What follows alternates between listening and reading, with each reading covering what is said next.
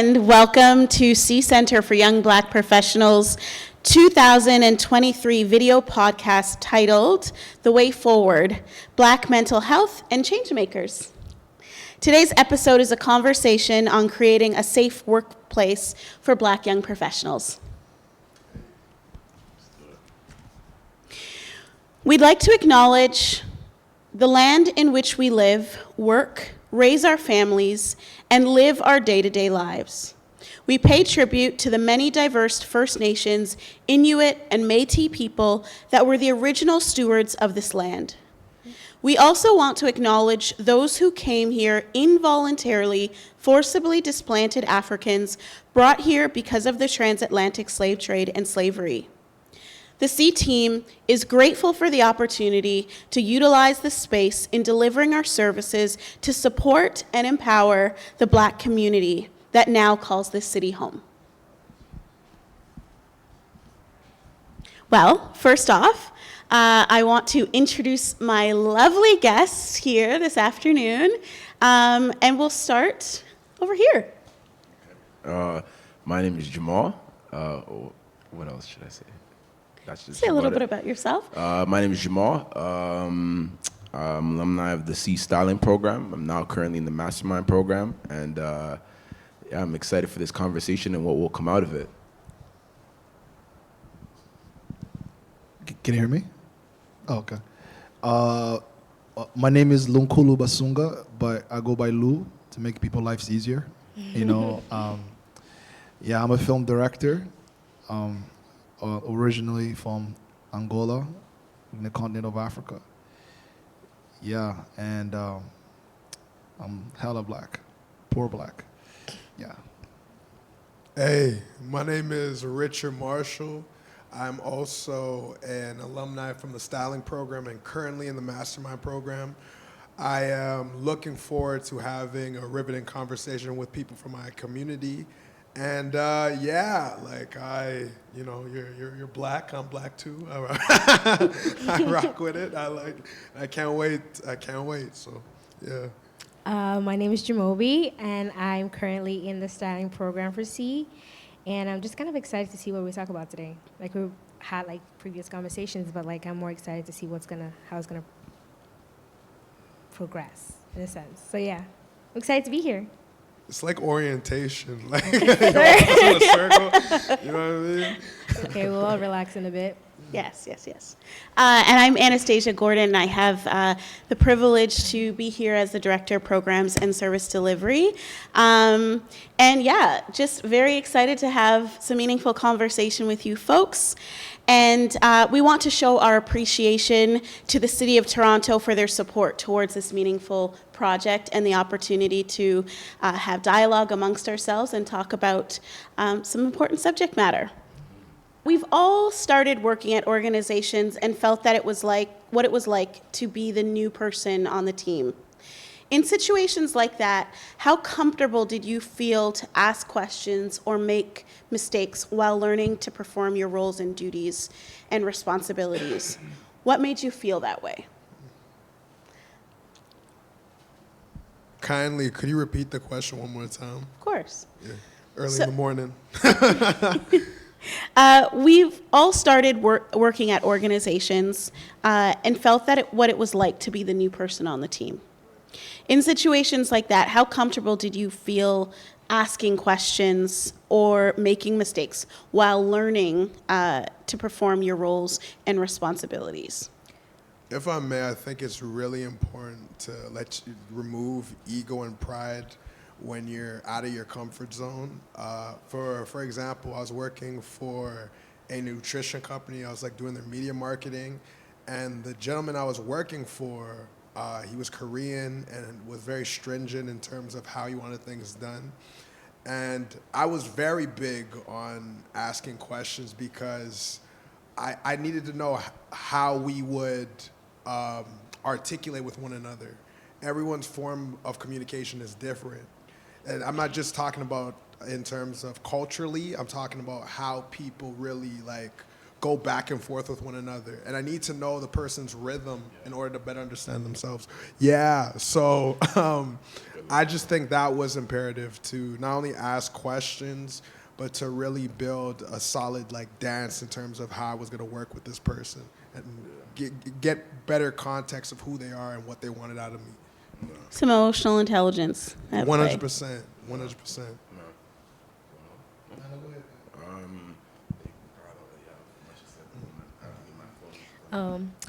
Whenever I start a new job, I always like to I'm kind of like a perfectionist in a sense. So like I don't like sloppy work. So it's either I do it or I don't do it at all.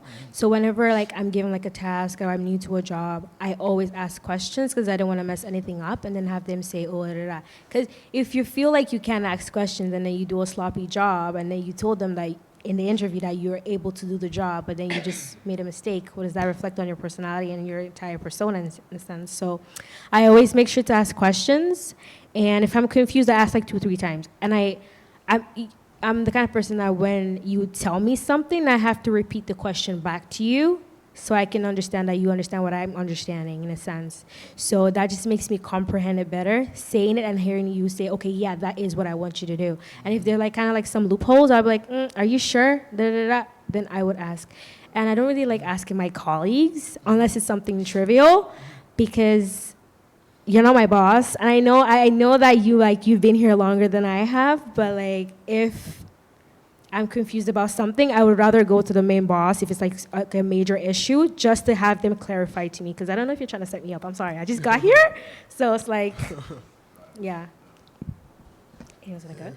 And kindly, if I could build off of that, I think a lot of times we think when we ask questions, we're dumb, and that couldn't be farther from the truth. Like, I think the order that I'm getting, the order I'm getting, and more importantly, understanding that it's okay to be a student in the game, and Right. like there's more to gain from being a student and being a novice because there's more room to grow. There's more room to expand. You know what I mean? Same way you guys helped me in terms of putting the mic closer to my face, just off of sleep deprivation and forgetting. Right. Having that community of people to build you up. That's what it's all about. Not letting ego and pride get in the way, you know? True. Can I finish it off? Absolutely. Okay, so I would say, like me personally, like you know, I came from the motherland.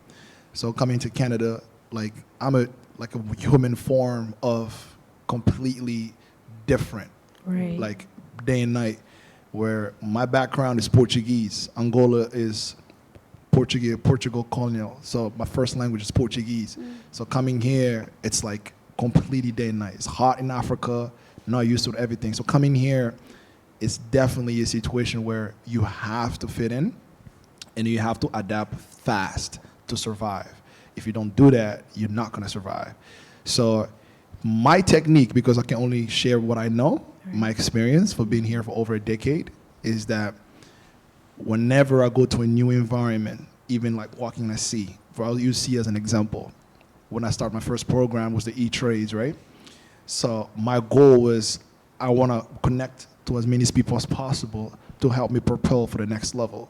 So my technique to that is bond with one person that speaks your language, that can understand you, and that person will lead you to the next and to the next.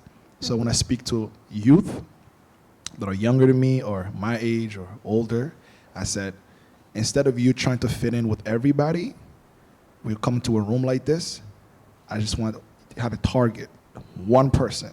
If you bond with that one person, because that person was there before you, he or she will tell you, here's the do's, here's the don't, here's the back door, here's the front door. Can I ask you a question after? Go ahead. Are you done? Yeah, I'm done. Okay, so how do you know for a fact that the people, like the one person you want to bond with is not out to get you? Or like, what if they're biased? How do you stop that? How do you know? 100%, and that's where communication is the key of life, right? So for example, I'll use here an example. When I was at E-Trade program, I was like, damn, there's a lot of MFs here. So how am I supposed to bond with everybody? Everybody's black. A lot of them look like me, but nobody speaks Portuguese. Nobody speaks French either. And nobody speaks Spanish either. And I speak all these languages. I'm like, damn, my English was horrible. I had to keep, what can I do? So my first technique was like, I sent the email. I was like, okay, does anybody's from where I'm from? No one is from where I'm from. it's consistent barriers of like, you can't make it, here's not gonna work, here's not gonna do it. But I was like, okay, I went on every category. So nobody's from where I'm from, nobody speaks my language, who does the same hobby as me? And then I find out, boom, Ivano is into film. Guess what? I'm a film director too. Yo, bro, did you watch the movie from Leonardo DiCaprio? Oh yeah, that's a sick movie. Guess what? 3 minutes in the conversation, he's my friend now. Oh, Guess that's what? good. And Ivano knows all the cheat code here. So Ivano's like, oh, you need to speak to this person? No. Anastasia is just the one for this? Call her. Genevieve is one for this? Call her. Me and Ivano, we bond, and she introduced me to everybody. Guess what? I'm the man now.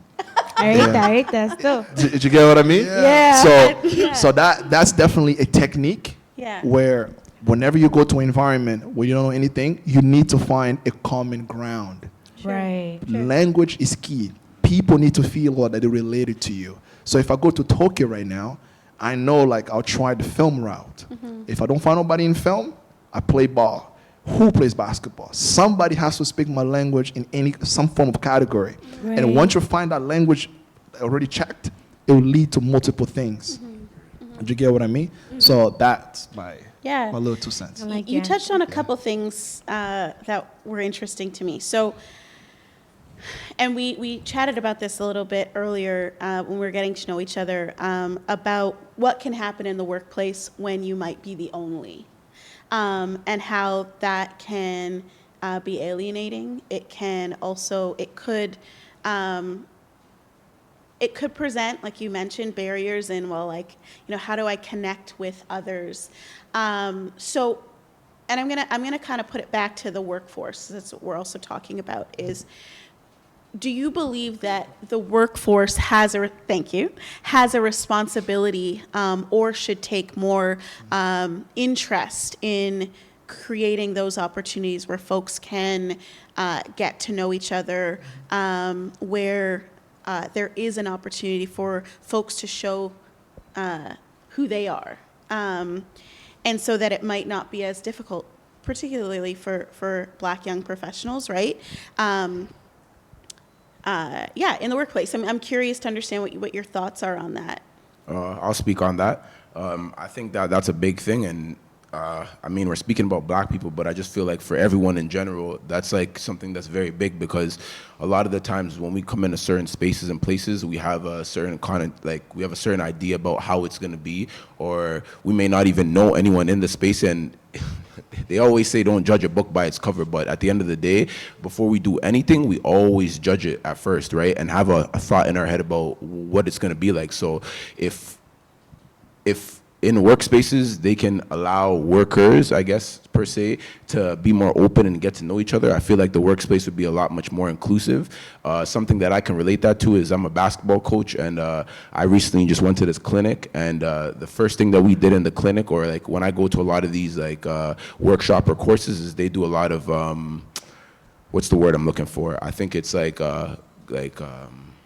someone help me here. It's like it's icebreaker per se, or whatever it is. You know what I mean? Like you don't know nobody, and then they say, "All right, guys, we're gonna go into this room. Like Yeah, team we're gonna go in building this room. We're gonna exercises do and this." stuff. You know what I'm saying? And then from when you start doing that, then you have to talk to someone and say, "Oh, what's your name?" Or "Oh, what do you like to do?" Or or what are you interested in? And then from there, that will allow you to build the bonds that you need and speak the same languages, so that you can actually connect with people in there, and you can actually enjoy your time while working, and not make it like, "Oh, well, this person doesn't know what I'm saying," or this, like, you may do something and the person might have like a way of thinking about it and say like, "Oh, this is wrong." But if that person that may speak the same language as you can speak the same language as that person and explain to them, "Well, oh, this person does this because this," you know what I'm saying? Then that can, Bridges. building bridges, exactly. It can help furthermore in the workplace.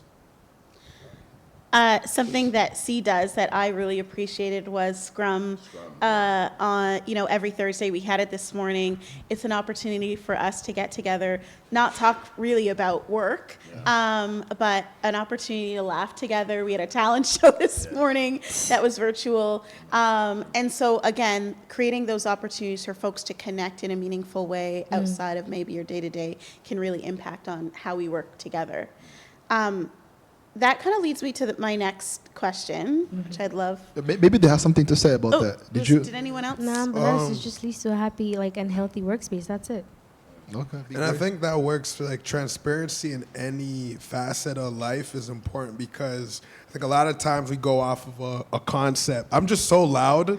I'm like putting it away because I'm got like, you, I got you. Plosive. Me- But, I got you. but God bless you. But yeah, like I think a lot of times we base our ideologies of people based on the concept and we don't really take the time to get the context of who they actually are. So having that like kind of like barrier removed and already starting off where you get to know someone deeper in terms of their background and whether it be culturally or even professionally, that's such a beautiful thing. Yeah. And then what that also does is it also allows people to be more vulnerable. And when people become more vulnerable, then that's when you get to see that, okay, I can actually relate to this person, or I can actually speak to them at a certain level. But when you really don't know someone and, you know, they're very closed and they're not really open to you, then it's like you don't know whether you can speak to this person or feel comfortable with going to this person to tell them about Right. something that's going on, you know? And when that once you allow that person to be vulnerable or the person becomes vulnerable, then all the guards start going down, and then it allows the workplace to be much more open and free, and you can actually be who you truly are instead of trying to be someone that, not that you're not, but someone that you have to be within the workspace because due to certain Or you circumstances. think that you have to And be. if I Exactly. could kindly interject, like you brought up something interesting about how do you know if someone's out to get, if someone's out to get you. And I think like already that should not be in a person's mind because already you're coming across as guarded. And that's natural because I feel like a lot of times, and if we want to talk from a color standpoint, if you're the only colored person in the room, you're scared of losing your livelihood. You're scared of losing this opportunity. Facts. But at the same time, you're losing a lot more by guarding yourself because you're not sharing an element of yourself with other people. So the other person is winning if they are coming from malicious intent because they are dimming your shine, your light. You know what I mean? You feel you need to compromise to, I don't know, fit whatever a view they put you in, you know what I mean? And that's counterintuitive and so wrong. So yeah. Oh wait, I didn't. You want to say something? No. Adding to what you said regarding what she mentioned is, oh man, I had so many thoughts. I have to keep it up. I have so many thoughts. But I'll keep up. Yeah, it's okay. Absolutely. Okay, adding to what you said about what she said earlier. So, remember, the reason why she asked that question, which I can definitely assume it probably came from a place where intuition, like, you know, like an immediate reaction, like you don't even think about it, you just react the way you react. And then he elaborated, right? Right. It goes deeper than that, how we are, how we were treated, blah blah blah, all that kind of stuff. And then that's where mindset comes into place. That's where this conversation is important to have, so we can pass it on the information, so we can add in 1+ into our mindset. Because the whole point of all of this is to learn and grow. Yeah. Do you get what I mean? So, for example, like if you're my friend or my sister or my neighbor, blah, blah, blah, and then you go into a new workplace, it doesn't matter what it is, even if it's not a field that I know, I always tell like my friends, you have to lead with positive first. You know, because what tends to happen is when you go to a workplace, remember, they already 1,000 steps ahead of you because you don't know nothing. It doesn't matter your background, your degree, whatever. It's still a new spot for you, right? So you going out there, you need to literally represent you to the best of your ability and start with your mindset. So some people like the manager, senior director, Karen, all of them, they going to put you into test. Is she a little weak? Is she a little strong? You know what I know? Like they're talking to you. Are you looking to them straight in the eye? Do you shake hand firmly? Do you show up on time? Are you a professional? Like they're testing you out. So those little things, it has to be right off rip. Not only because it's a professional place, but also the knowing the disadvantage that you have off bat. So you have to work twice harder. But the key is the mindset. You're walking into a room.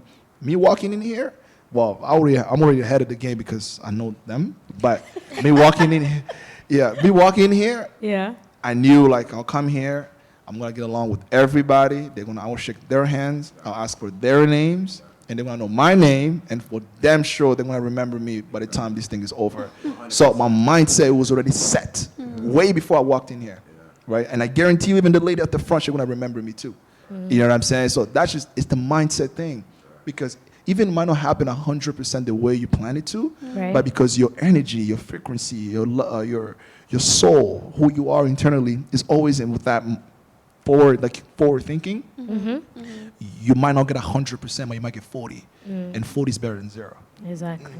I like that. Yeah. Words. Yeah, no, I think, yeah, Thank you, you. you definitely bring it full circle around mental health and mindset, right? And the impact that has on how we show up, and the confidence in which we can do that. We might not necessarily feel that way 100% every day, but it's about how we're showing up. And I'll add to that too. I think, part of that experience is folks, yes, looking at you and being like, what are they made of, right? But you also have the autonomy and the ability to say that back, right? Yeah, I agree wholeheartedly. I think at the end of the day, understanding your power, and I think that's something that we alluded to prior to this taping, that you need to do, because some of the stuff that I think that you're really leaning towards is self-inventory and the work that you do prior to stepping into before you these step into the room. environments. Exactly. And I think it's so important to, truly understand who you are as an individual, not from just a professional standpoint. That the internal is how you thrive externally. So the hard work comes from repetition. You know what I mean? If you want to be the best director, Shah Ivano, if you want to be the best executive director, if you want to be someone that excels in their field, it comes from not doing it for being validated, so doing it because you want to be respected, because you want to be the best in that field, and not putting down others to do that.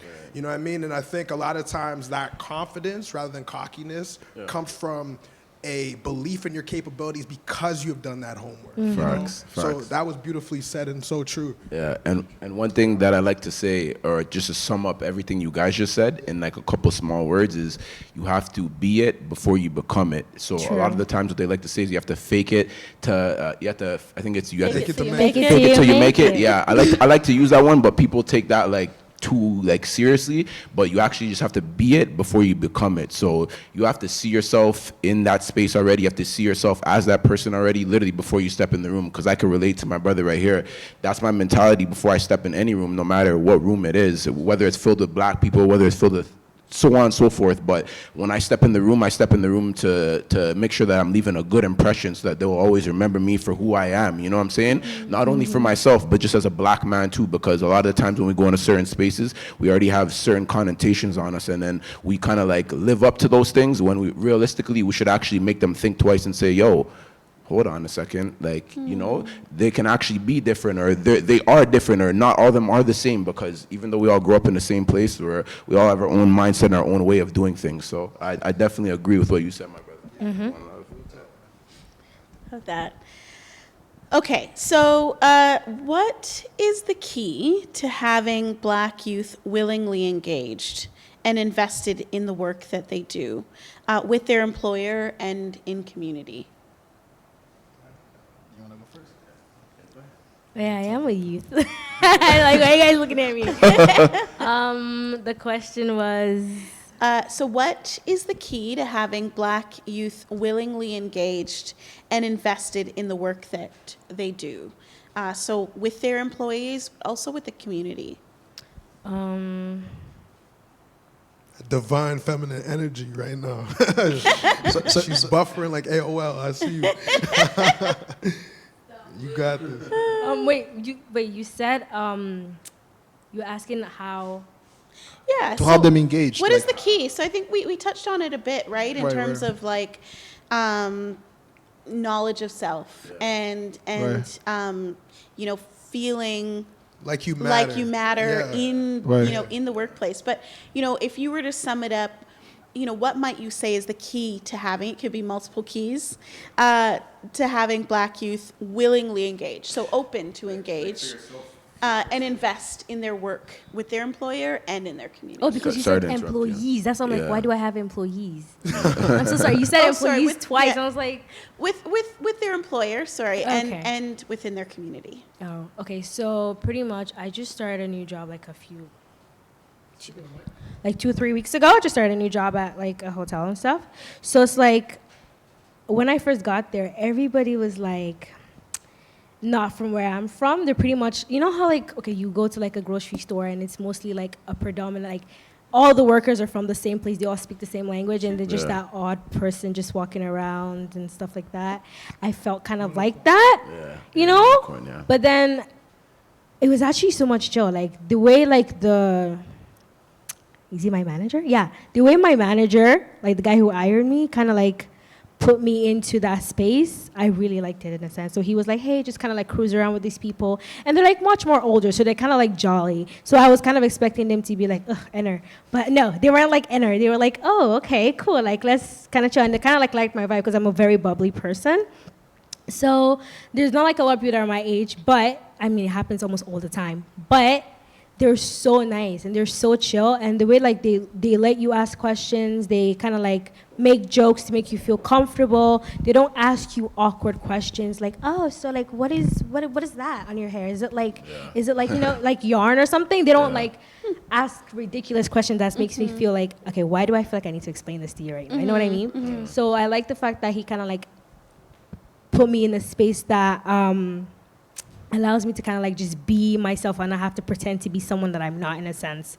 And other workers that I've seen, they're like younger, like my age, I've also like complimented the place. It's very nice. They don't feel left out, even though half of the people that are there are like, they could be my grandfather and stuff. So it's pretty chill. Yeah. I don't know if that answers the question. Does that answer the question? Yeah. So Okay, a cool. sense of belong. Feeling like a part of like the Yeah. The unit. environment. Yeah. Like Yeah. they're not, they don't criticize you for who you are, type of thing, Yeah. And I wanted to answer your question because The ability to be. Yeah, I do, and something actually came to mind. Can you repeat it one more time for me? Yeah. So what is the key to having Black youth willingly engaged and invested in the work they do for their employers and their community? Right. Number one thing for me personally is just in general for everybody, and like if you even want to get youth to really understand, is one, explain why they're doing what they're doing. That's number one, because a lot of the times we're always told to do things and we don't actually know the reason why and how it will benefit us at the end of the day, But if you're able to break it down and really show them like how it can benefit them and where it will actually take them and how they can use these skills furthermore, then I feel like kids would be a lot much more engaged. So for me personally, like you said, I work with kids and I also work with I speak with a lot of adults and just regular people on a day-to-day basis, and like they may tell me like, oh, they want to do this, and I'd be like, oh, so how come you don't do that? And they'll be like, oh, because of this. But I'll be like, but wait 1 second.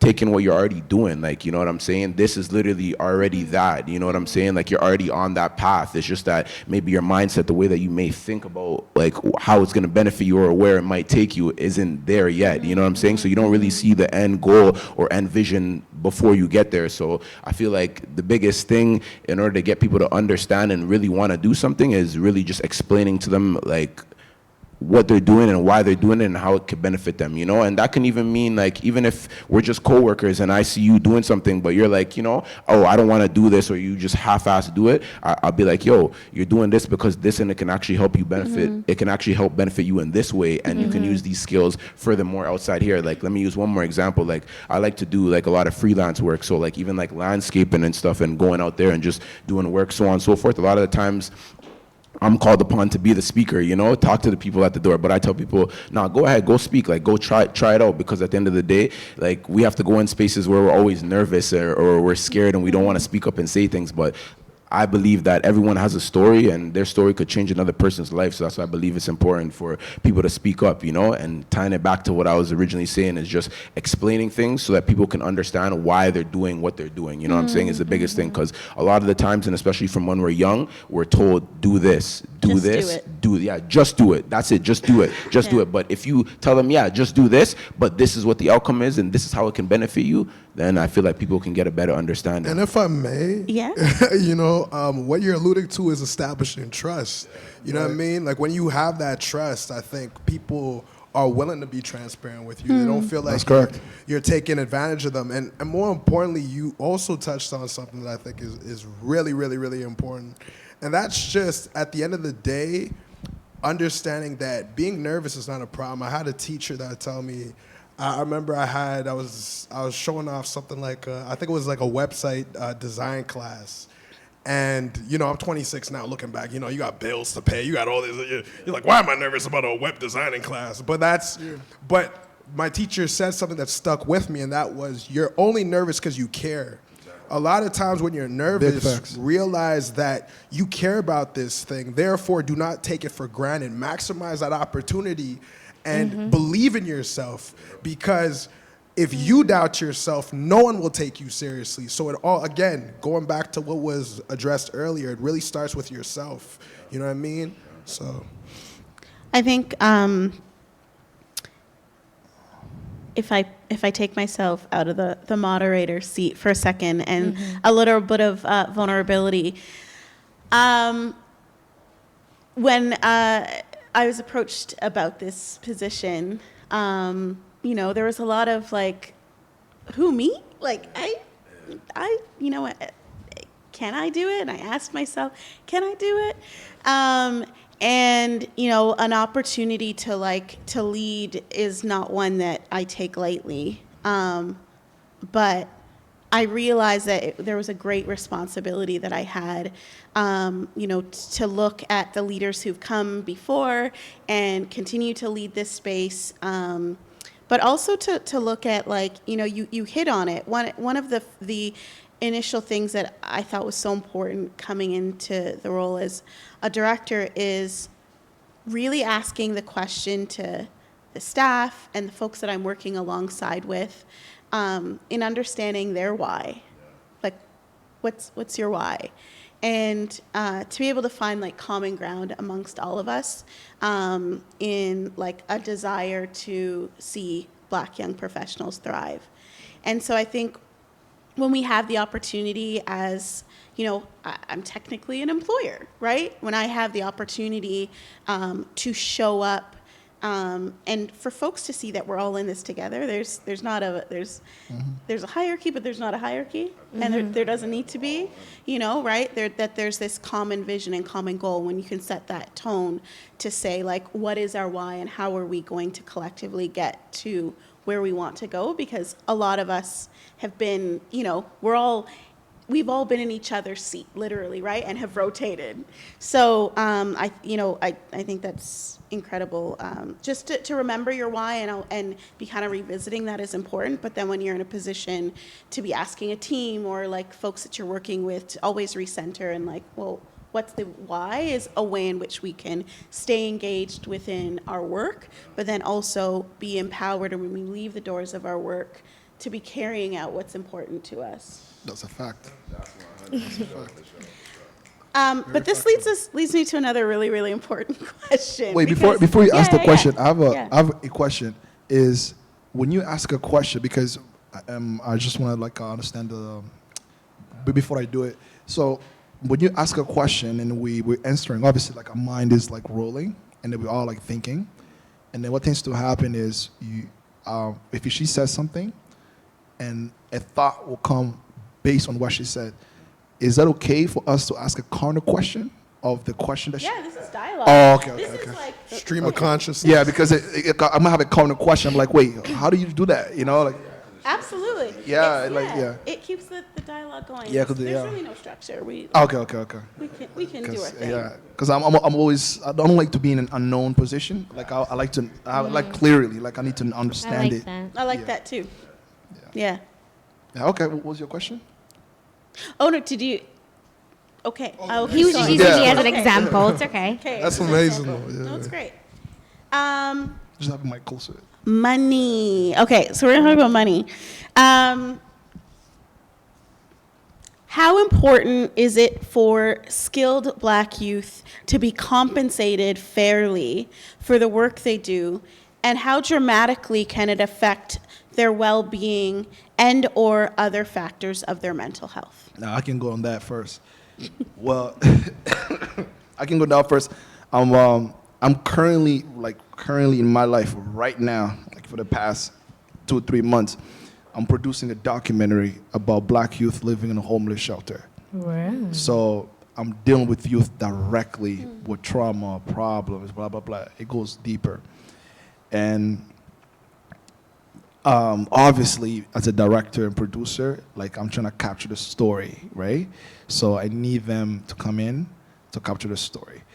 But my grandmother in 2007, I was very young, but I remember she said to me, before you ask, before you go and get something, always have something to give first. Have it ready. It might not be at the level of what you're asking, but once again, it goes back to what I'm saying about mindset. Where if your mindset's like, before I talk to Anastasia, I know that Anastasia loves baseball, and then she likes to enjoy a baseball game. You know what? Let me buy a baseball ticket first. To be like, hey, Anastasia, I have a baseball ticket. You know, would you like to go for a coffee after the baseball ticket? So my mindset's always about giving first.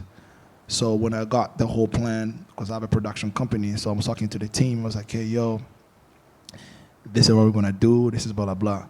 And then we put it to the side. What are we giving them? How can I get them comfortable? Because remember, not only we need them, but we need them in a very vulnerable space for they can tell the stories, right? So I was thinking, and then what I did was I took my personal time to meet them one by one. I took them to eat. I watched movies with them. I literally investigated, took my time to get to know them personally. And through that, I was able to be like, okay, I know you're into this, so here's the offer I have for you. Here's this what I have for you. This is what I have for you. Because what tends to happen is, when it comes to children and youth, is that they need to feel safe first. Number one, they need to feel like you care. They need to feel like you love them first. It was hard for me to adjust into it first, you know what I mean? Because I'm thinking like, oh, I'm the person of 30. I'm putting you on. You should be doing this. But when you tap in from the human psychology side and then the emotion, the balance of the two, you understand it farther that it's very important for them to feel safe. And that safety, it can be explained in many routes, which goes back to the money part, where some of them was telling me, oh, I don't have a phone. Oh, I'll buy you a phone. Or the other one is like, oh, I need my dream is to have a drone. I went on Amazon, I bought a drone for them. Oh, what do you need this? Like, I literally provide those things for them because I told them many times, like, look, put me into test. I care about you. I was in a homeless shelter like you. You're Black just like me. I really, really care about you. And the reason why I chose you, because your story is worthy enough for the world to know about it. Yes. Did you get what I mean? So it's very important for, as an adult, if you want to be the role model, the example, the leader towards children and towards youth, you have to put them first. You have to create a safe environment first. You have to show them that you care and love them first. And that looks like actions. That looks like being present. That looks like good communication. Get to know them at a deeper level. And I promise, what are you going to get in return? It's abundance. Like, these youth, they gave me more than I asked. Like, Because you invested. 100%. I just needed them for 3-day shoot. They came in and they wanted to be part of my production team. They wanted to volunteer. They wanted to carry the tripods and cameras. They wanted to do this, and they were coming up to me. Oh, Lou, look, I've been writing this script. We could do this. I can act. Like, they really want to be involved in what I'm doing, deeper than just being part of a documentary story. Why? Because I've prioritized them. You know what I'm saying? So it is very important to have the mindset of them first. You know what I'm saying? So paying youth fairly, it's very important. Like me, like I'm going deeper than money because, like, once again, I can pay you your worth and still treat you like garbage. Absolutely. Did you get what I'm saying? Exactly. So you can be like, oh, I'm worth $30 an hour. Guess what? I'll pay you 40, but I still treat you garbage. So what would you prefer? Like 25 and love, respect, or 45, but I'm treating you like garbage. You know what I'm saying? So that's why it's important for us to have those conversations and have the medium balance, especially with children, because they're very sensitive and they're very copy-paste people. So what are you doing to them? Oh, don't talk to me like that. Like, you know what I'm saying? They react very fast. Did you get what I mean? So I think what you're talking about and building from it, the Bible talks about equal yoke. And I think it's not even just applicable to that scenario, but in any relationship in terms of reciprocation. You talk about being present and being consistent. I think that's a big thing in a work environment where someone can say that this person's reliable. When I go to, God bless you. So for example, this is consistency. Anytime, you know what I mean? Richard sleep deprived state is just like, my brother, you know what I mean? Lift me up. And that's the thing, showing up and being consistent. And I think at its core, what is so important is, talking about your worth. I keep talking about, we keep talking about identity and knowing who you are, because the work will speak for itself. A lot of times, if you show up for yourself and you make sure to do the homework needed, then you won't even have to really sell yourself. They'll come to you. And I think a lot of times people are scared to take that knowledge route and not get that immediate coin because they're like, oh, yo, I want to get paid. You might have talked yourself out of interning for someone that could have changed your life completely, that would make you double the money you would have made if you got that immediate bag. So I think a lot of times, again, going back to what was said earlier, pride and ego, having that level of discernment and saying, okay, is the opportunity the value here? You know what I mean? Can I maximize this opportunity, and can that lead to the financial funnels that I need to pay my bills and rent? Because at the end of the day, You still have to do those things. there it is. We can talk about, passion for the arts and this. Kumbaya, I'm with that. Yeah. But at the end of the day, we got bills to pay. Inflation's crazy. You know what I mean? Yeah. And so discernment is so important, knowing who you are and knowing your value, but also not letting your ego get in the way of taking advantage of certain opportunities that don't bring you that immediate bag, Yeah, and I feel like, do you have something to say? No, you go ahead. You sure? I'm sure. All right, you got after me. But I feel like it's just crazy because this whole conversation is going to be really full circle, because what he just spoke about, that goes back into what we just spoke about, which is explaining the why and letting them know why they're doing this, and not just saying, yo, this is what I got going on, this is what we're doing, and this is it. You know what I'm saying? You're giving them a piece of value. You're making them feel like something, you know what I'm saying? Which is a lot of the times I feel like, again, when we go into these certain workspaces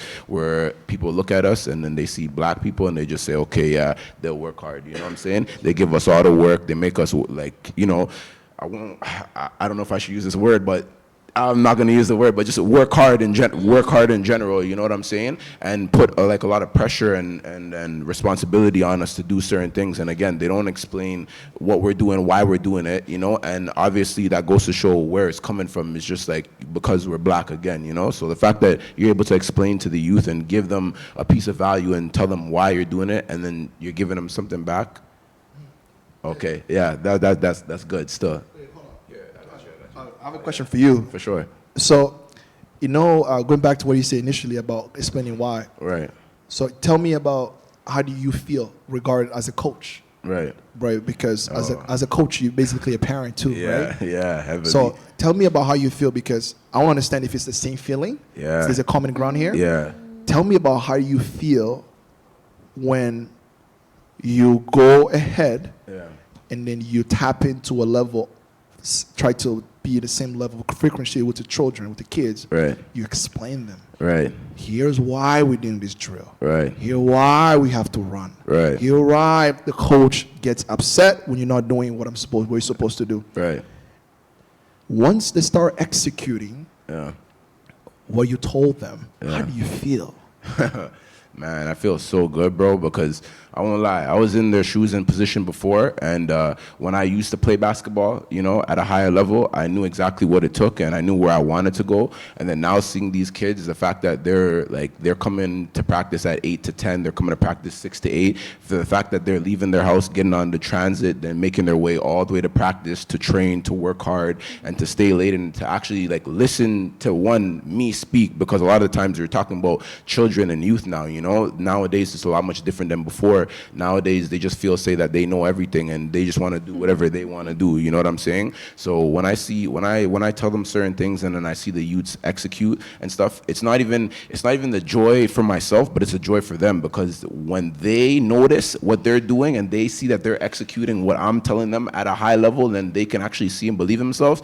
Then after practice and stuff, these guys come to me and they say, yo, thank you, coach. I'm like, what? I'm like, bro, what are you talking about? You know, I'm just literally coming here to literally just do exactly like what I'm literally supposed to do. So to answer your question, honestly, bro, it makes me feel amazing. Like I get goosebumps and stuff because at the end of the day, then I'm like, bro, you know, very fulfilling. It's literally, then I'm like, I literally came here to do exactly what I'm supposed to do, and whatever I had planned in my head per se, if it's like, if I wrote it down or whatever, and then I actually execute at the end of the day, it makes me feel amazing. I'm like, wow, you know, like I actually did that. So yeah.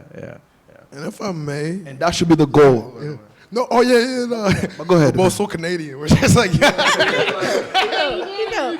But you know what it is? I think, and you alluded to it with your previous question, I think eclectic representation is so important. Right. Where it's like there might be someone, and we spoke about this prior to this, that there might be someone that might be coming from certain circumstances, and they see someone like yourself that has gone through, because you could go through things, but going through it is so important. There's a lot of people that get stuck and ruminate on that, and that does not help. So like seeing someone like Jamal be like, okay, whoa, he's leading our team, he's providing me insight as a young man that's needed to develop and evolve, that is so important. So I think in terms of giving, and you alluded to this earlier too, facilitating an environment where that is conducive and healthy for young minds is providing eclectic representation in terms of who they could actually like look up to and go through for advice, because we all live different lives. Having people from different worlds to give different perspectives is so important. You talked about filmmaking. You know, it's with the more people you have in the room, you're providing different lenses. Facts. And with those different lenses, you're providing different foresight. Yeah. Right. And that is so important. And big ups to C, you know what I mean? And not even just C, but NIA Center for the Arts, because these are two organizations that are providing that and facilitating that for black minds, which is so imperative. Yeah. You know? Mentorship, right? We're dancing around the word, but what we're all speaking to is the importance of mentorship. And when we have mentors, whether it's in the workplace or in community, that we can see, we can also ask them, hey, so, you know, I had my review and, you know, I want to talk about getting a raise. What are the ways in which, you know, I can negotiate right? So having folks that you can trust, we talk about trust, we talk about, you know, mentorship, building those relationships, having those networks, having those different lenses that allow you to know that you have the autonomy within your workplace, but then also to have some of those tough conversations that, you know, might be new to you, or, you know, you want to challenge leadership, which is not a bad thing. In understanding kind of like, hey, you know, this is where I want to go, this is what I want to do, and being able to be like, well, I've also consulted other folks, and you know, this is what I think having where I options. should be, and having options for sure. Yeah. We're on break now. I think we're on break. Yeah, good job.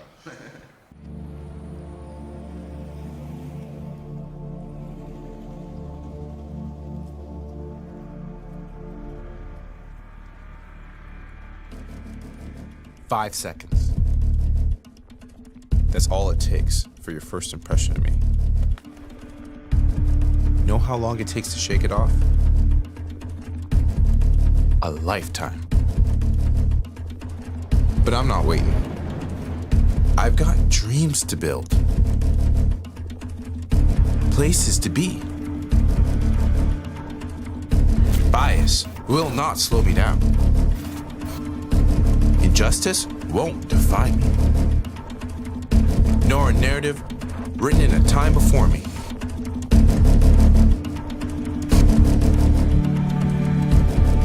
I'm here to show you who I really am. Nobody knows what it takes like I do. Like we do. It's time for the world not to just look at us, but to see us.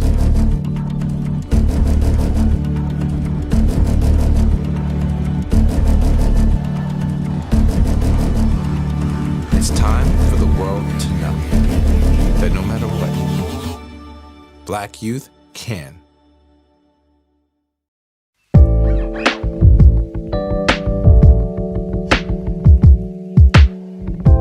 Greetings, everyone. I'm Kofi Hope. Hi, everybody. My name is Shireen Ashman. And we are co-founders for the C Center for Young Black Professionals. And today we want to talk a little bit about C's journey. So the history of C really goes back to 2005, the year of the gun, which is, to be honest, an emotional time to think about, especially with where we are in 2020 with gun violence in community. And having seen a few of those cycles, but at that time, it was a year that was incredibly traumatic. So many young Black men and women lost their lives. I was a student and advocate at the time, and so many of us in community were saying, we need a real response, and a response that invests in youth and actually understands Black youth aren't the problem here, but the solution. And with the right supports, we can actually turn the tide around these issues. And from that was birthed, the Youth Challenge Fund and a series of responses, but YCF specifically one about supporting new initiatives that could be led by Black youth, focused around meeting the needs of young Black men and women who are facing barriers. And so when I came back to Canada, I was overseas. I was approached around a project, what they called a legacy project of the Youth Challenge Fund, and asked if I could start assembling a team and getting folks together to build an organization that could have an impact around these issues. And so C really started in 2012 in the Jane Finch community. We spent a year doing research, trying to figure out, what was the right place for us to be to create economic opportunities and move youth forward in a way that was actually authentic to what young people were looking at in their lives.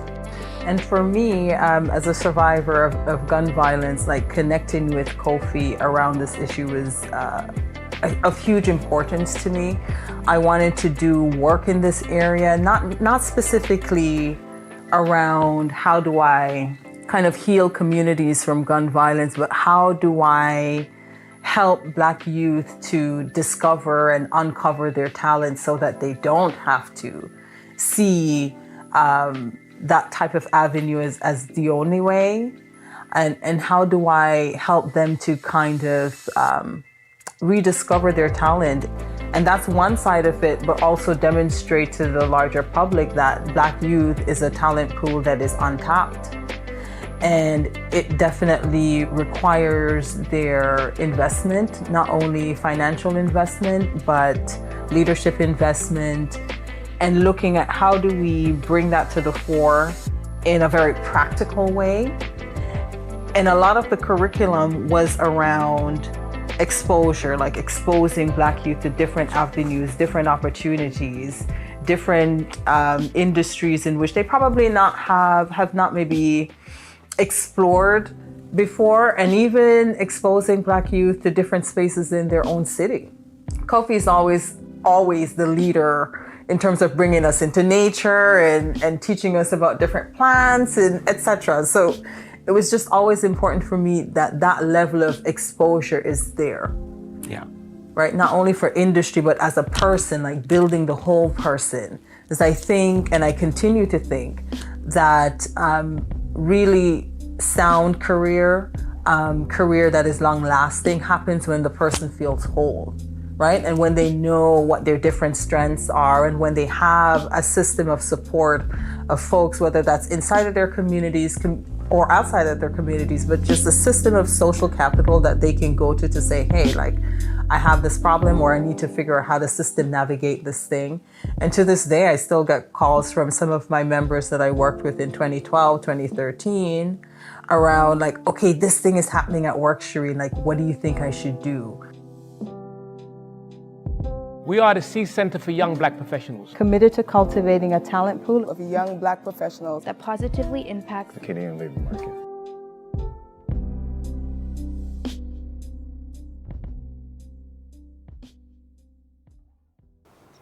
All right, okay, we're back and ready to have some more combo. Yes.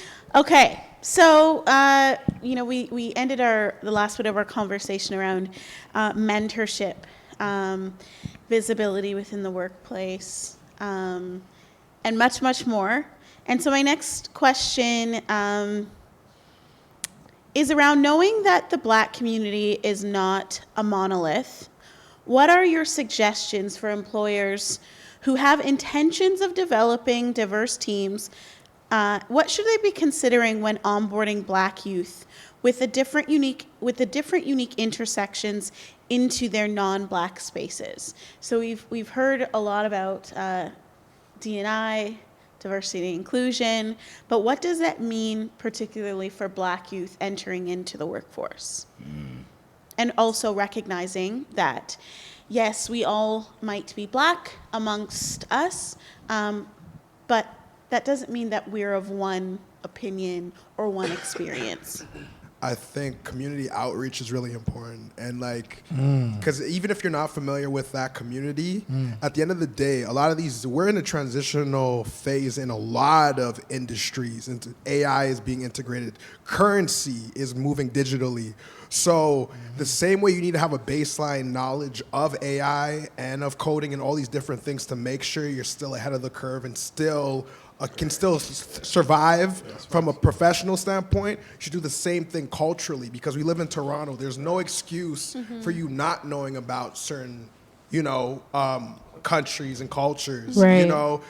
For you to be inept or for you to not be cultured, you're only doing a disservice to your business. And more importantly, you're stunting your growth, because the goal is to have an eclectic, like we touched upon before, an eclectic group of people to lean onto for different perspectives to elevate your brand and elevate your company. So I think at the end of the day, companies should make it an imperative, a part of their business model to do community outreach, and more importantly, reach out to different communities to get like a more, I'd say, well-rounded perspective of the community.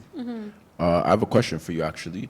Have you done any community outreach before, and how did that make you feel? So when I was in university, I did a charity event called Comedy for a Cause, and I had no budget. And it came from a fact of, prior to that, I had a podcast, and I got to interview Nick Cannon. And the thing that opened my eyes about that gentleman, because I was backstage of Scotiabank Arena, and I see that he's employing nothing but Black people. And more importantly, him giving me the opportunity, someone that has not much to offer him from a professional standpoint or in terms of resources. Financial too, yeah. Right. Yeah, and that put my mind in a different mindset in terms of okay, well, it's bigger than just me and just the passion. For me to be a content creator, for me to be an outlier, for me to really,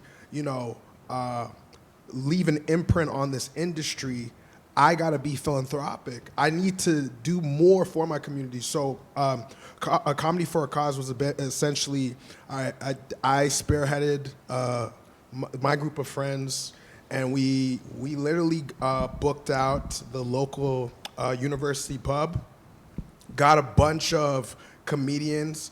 One of them was a notable comedian by the name of Trix. He has a great following on Instagram. Even him, I had an idea of this thing called Love Warriors, where we honor people who've helped the community or shined in our community. because a lot of times we don't tend to give praise to people who are really doing their due diligence in their respective fields. And so Trix was one of the people we honored, and we also honored another guy named Randy Rose, which is a young guy in the advertising and marketing realm that's killing it. He also managed For Y'all Entertainment, which is a big Toronto act. And the dope thing with that, while honoring him, he provided us resources with Foodora. He also has Randy Rose Sneaker Drive, where he donates shoes to children, impoverished children in struggling communities. And then on top of that, we got Sick Kids involved, and we did a toy drive on top of any donations we made through the Comedy for the Cause. We also provided sneakers and toys, and overall provided these kids stability. Because, you know, God bless you for being transparent about your struggles, all you guys. Prior to me, like when I was 13, I lost my child home. And I know I'll never forget not being allowed to go to the place that I grew up. You know what I mean? And the tears that streamed down my eyes. And understanding that, you know, and you guys said it so beautifully, children need stability. Everyone needs stability. And that comes from, again, facilitating an environment with, you know what I mean, your intellect and your consideration for people. You know what I mean? Understanding that we're nothing without each other. So that was one time where, you know, to your point, it wasn't even putting the money where my mouth was. I had no budget. Me and my friends literally just put it all together, took out the money out of our pockets, and God bless Randy for the resources that he had and the other people presenting us with the resources that they had to make that a reality. But yeah, that was one example. And I can imagine that made you guys feel really, that made you guys feel good after that, right? Like 100%. Mentally and physically, that you guys were able to give back and help out others? 100, bro, because I think for me, seeing it, seeing the shoes, seeing the toys, more importantly, going to Sick Kids and bringing the money and getting to hold a check. And it's not even about PR, but just holding that and being able to send that to my mother, where it's like, again, coming from, you know, at one time being homeless, where my mom could get a picture of her son helping people who might be sick or impoverished or going through something. It's like taking that narrative and flipping it, where it's like you're not defined by your circumstances. That was a beautiful thing. God bless you for asking me that. 'Cause, I think, you know, also what I'm hearing there is seeing, right? Like if you're able to see others doing it, and you see other people who are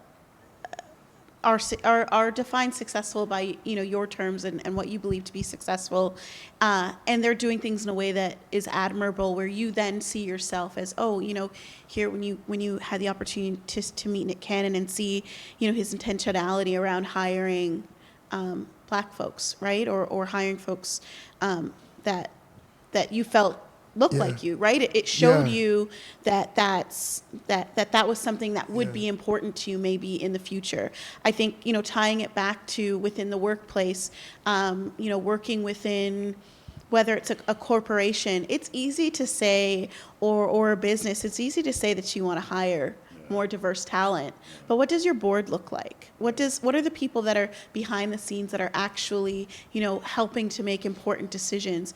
Is there equity within your board? Is there representation there? Because it's not enough to have the quote unquote representation within the workplace, but it's not represented in the decision making that's happening within the company, right? And if I may, I think I went to Elevate, which is a wonderful tech conference, and Wes Hall from Dragon's Den was talking about how, and nothing against, you know, if you're of the Caucasian community, this is not an attack by any means, but he said, why is it when you're someone of color, you have to be extraordinary to be in a boardroom?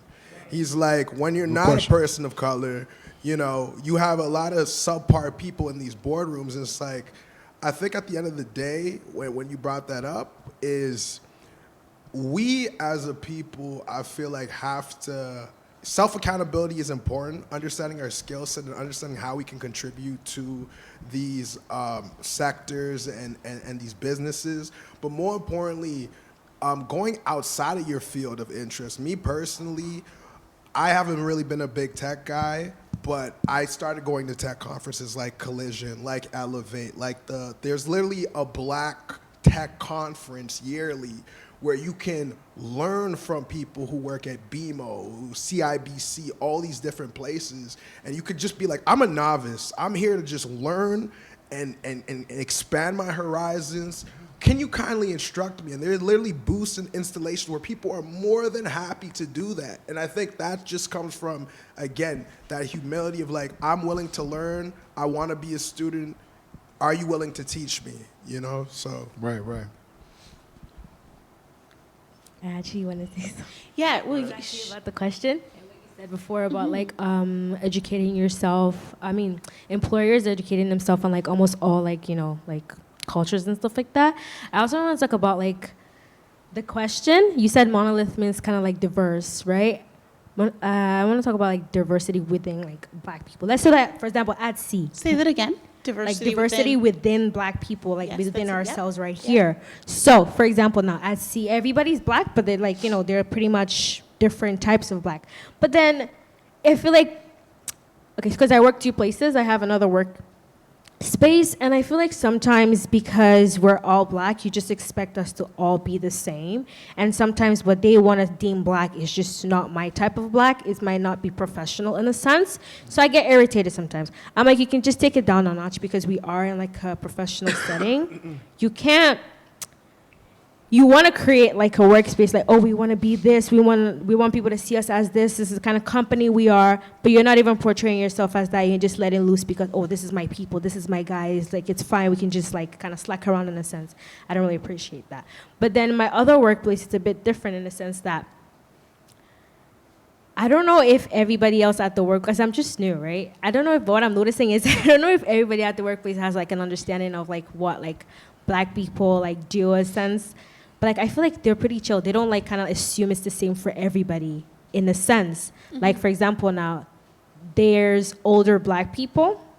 What they like and what, because most of them are older. So they relate closer to like the older like how do you say authorities in a sense. Like the manager's also old. So it's like they kind of relate. So they have like similar or like how do you say?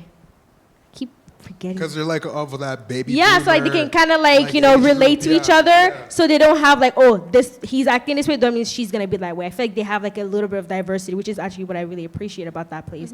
But then the youth, I think I'm the only one who, like me and another girl that's a youth, but I feel like now it's not about the men now. You have to like put yourself in a place that's like, you know, so they can respect you in a sense. Because if you don't respect yourself, how are they supposed to respect you now in a sense? So yeah. That's all I wanted to add. So this time around, we have a question for Anastasia and stuff, and Anastasia. Anastasia? Okay, cool. Anastasia. So I'm going to go first. How can employers create a safe and inclusive workplace environment specifically tailored to the needs of the black youth workforce?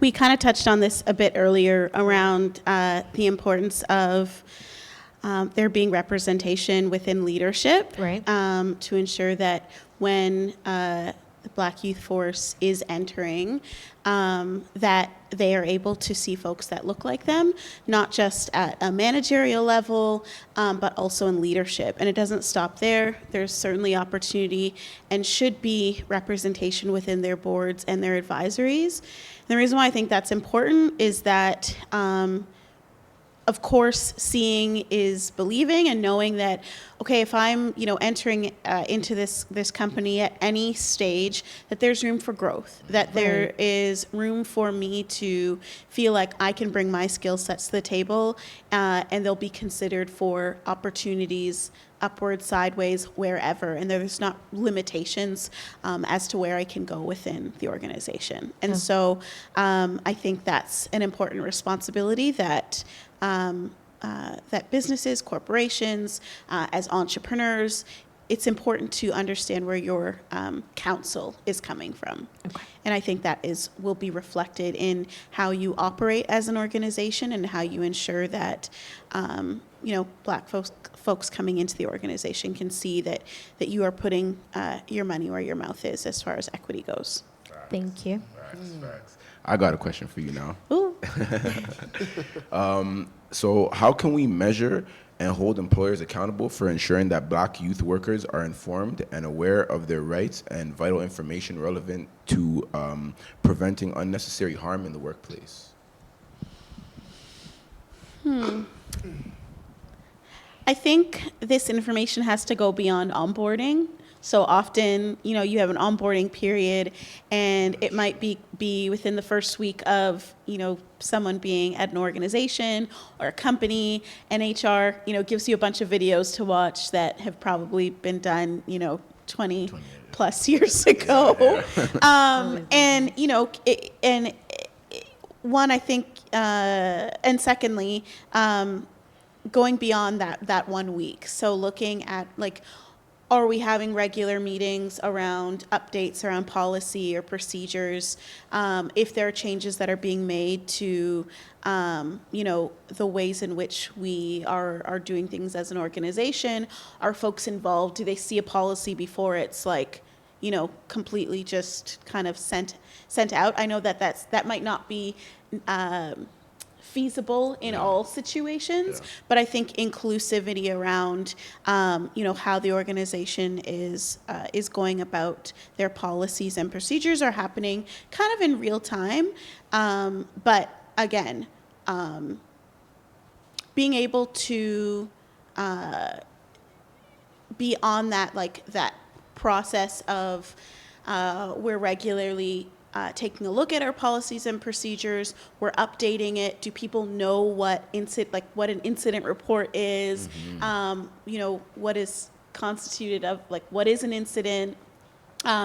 Understanding, the policies and procedures in general is just important and should be something that, like I said, it goes beyond just that 1 week of your orientation, but done regularly, whether it's quarterly, and that people feel involved in the decision making, because we're all spending a lot of our time in the workplace. I definitely agree with that point.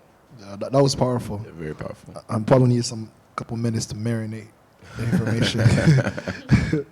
I have a question for you. I'm assuming probably is the last question. What are some truth and factors about working with non-Black people and engaging with different cultures? Can you repeat that for me? Okay, I'll do it very slowly. Very slowly. What are some truth and factors about working with non-Black people and engaging with different cultures? Truth and factor about working with non-Black people and engaging with different culture.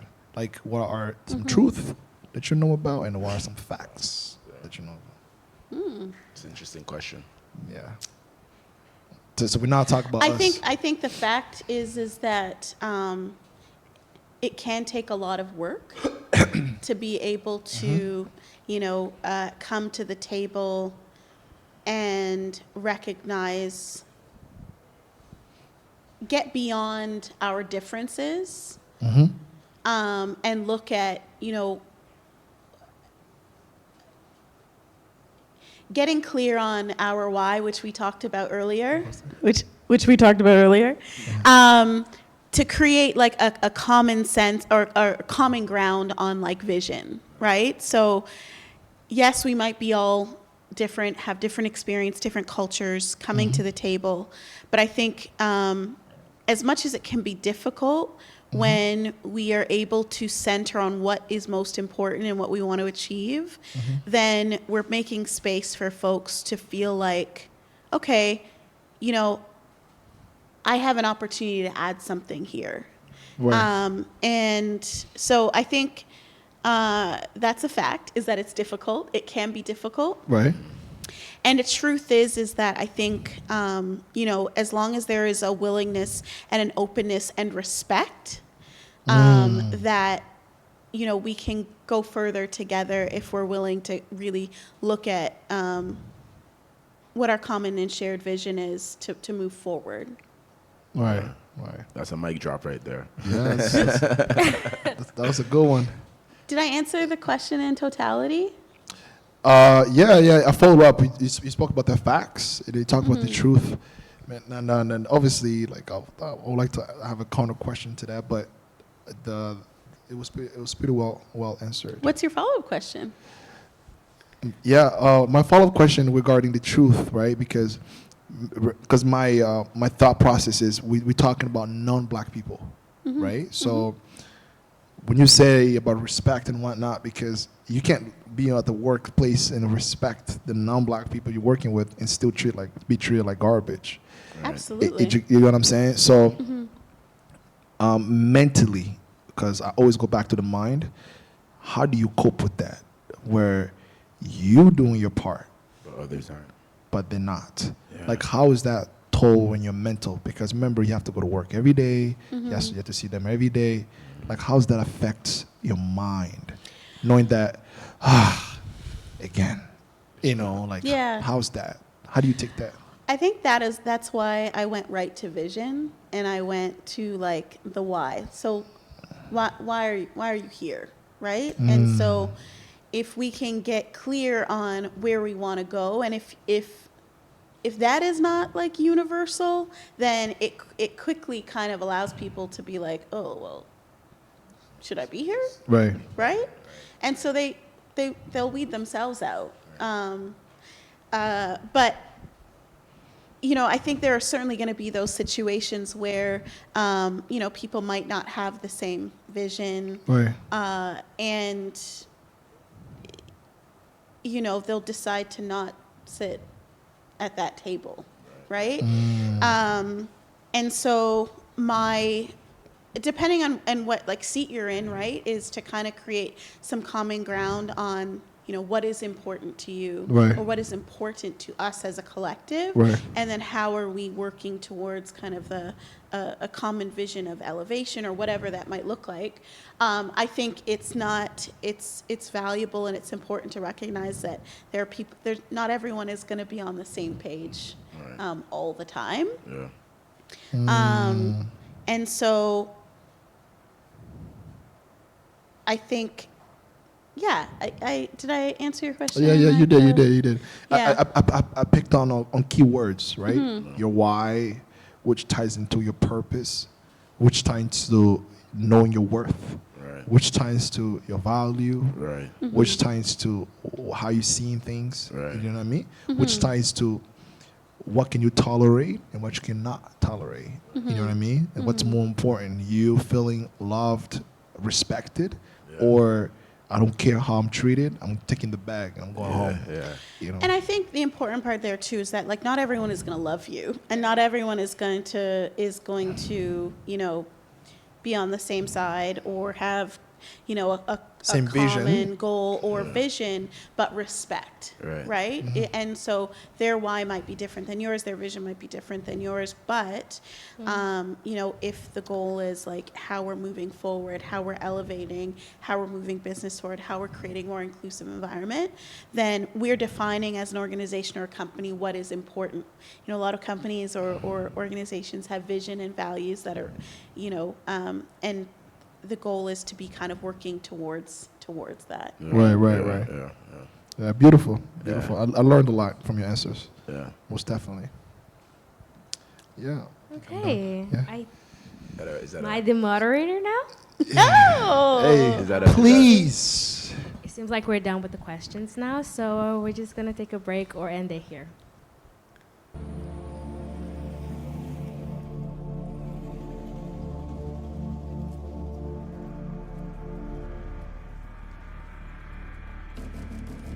Five seconds. That's all it takes for your first impression of me. Know how long it takes to shake it off? A lifetime.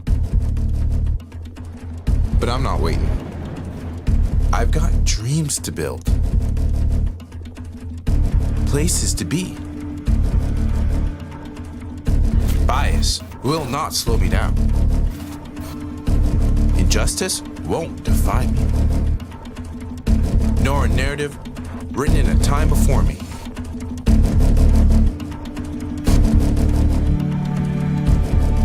I'm here to show you who I really am. Nobody knows what it takes like I do. Like we do.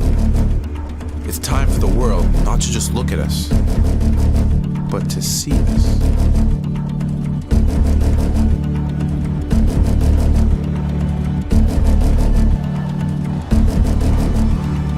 It's time for the world to know that no matter what, Black youth can.